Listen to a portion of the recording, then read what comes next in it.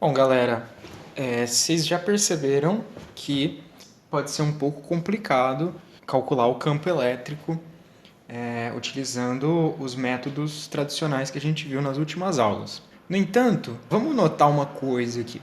A gente tem uma carga positiva, as linhas de campo estão saindo dela, e aí vamos fazer o seguinte: desenhar uma superfície esférica nessa carga.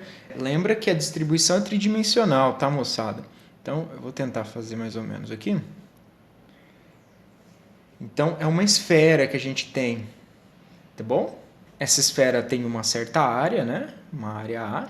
Notem que, se a gente calcular o campo elétrico vezes a área dessa esfera, vai ser o quê?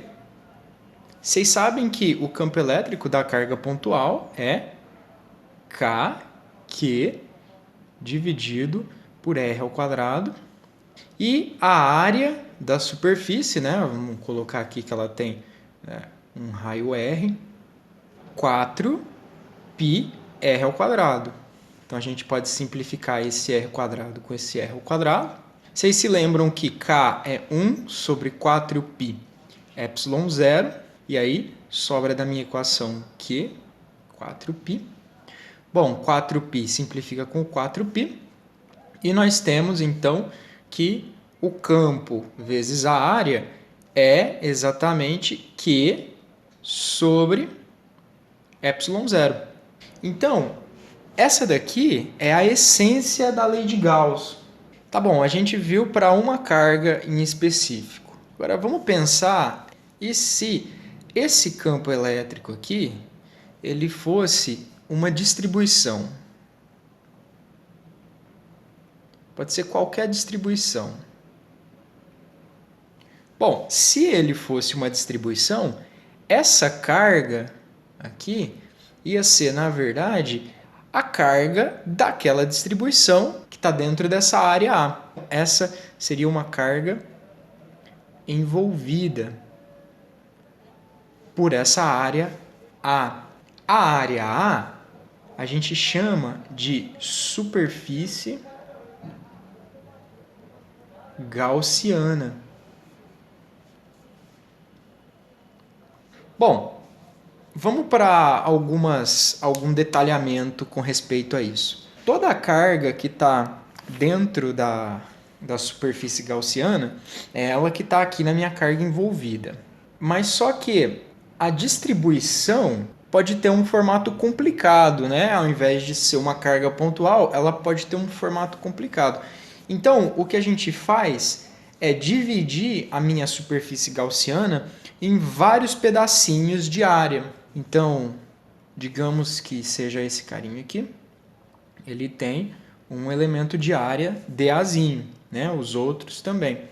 E aí, a gente pode notar que esses elementozinhos de área, eles estão sempre apontando, né, perpendicularmente à superfície. Tá? Então, eu estou dizendo isso porque imagina que você tenha outra superfície, mais ou menos assim. Tá? E o nosso elemento de área DA apontando dessa forma aqui. Tá? E aí, vamos supor que o nosso campo elétrico ele esteja nesta direção. Bom, vocês vão notar que nem todo o campo elétrico contribui para o fluxo de campo pela área. Por quê? Aqui tem um certo ângulozinho θ, né? Por causa do seguinte, olha só, eu posso dividir o meu campo, né? Vamos fazer aqui uma perpendicular aqui a essa área. Então eu posso dividir o meu campo nesse cara aqui, né, que é um E perpendicular à área, um outro pedaço do campo que está paralelo à área. Bom, quem contribui para o fluxo de campo nessa área é o meu E paralelo. Então é o E paralelo vezes o meu DAzinho. Então, na verdade, é E cosseno do ângulo θ vezes o meu DA.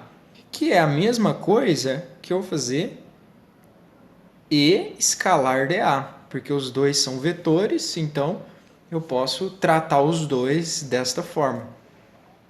Agora, aquela equação que a gente viu no slide anterior, né, EA igual a Q ε0, por um caso muito específico, agora ela se torna, né, uma integral sobre todos esses elementozinhos de área, né, de E escalar dA. Agora, não é uma integral comum, né? É uma integral sobre a superfície, por isso a gente coloca o símbolo de uma integral fechada sobre a superfície. O resultado disso é a carga envolvida por essa superfície dividido pelo ε0. Então, essa daqui é conhecida como lei de Gauss. E ela é a primeira das equações de Maxwell do eletromagnetismo. Essa primeira parte da lei de Gauss é o fluxo de campo elétrico que passa por uma determinada superfície. Tá bom? O fluxo nada mais é, galera, do que o campo de coisas que passam numa determinada superfície. E ele tem as unidades de campo elétrico, que é Newton por Coulomb, vezes metro quadrado.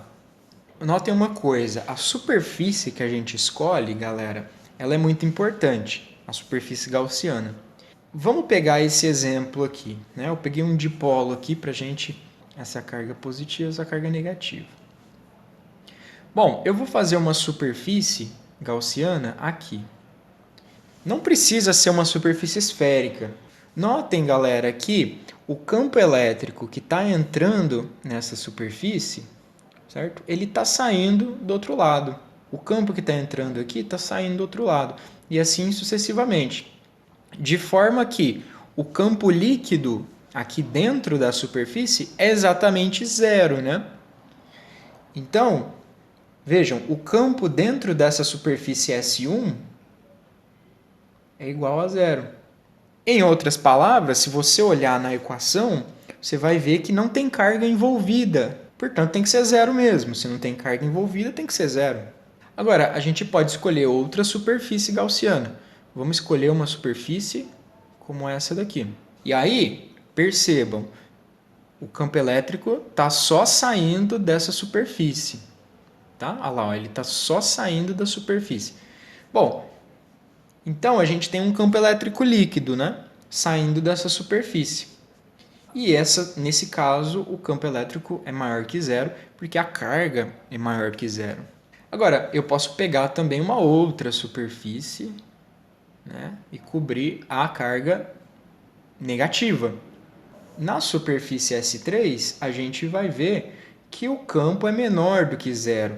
Tem um campo líquido, né? As linhas de campo, elas estão só entrando aqui na superfície.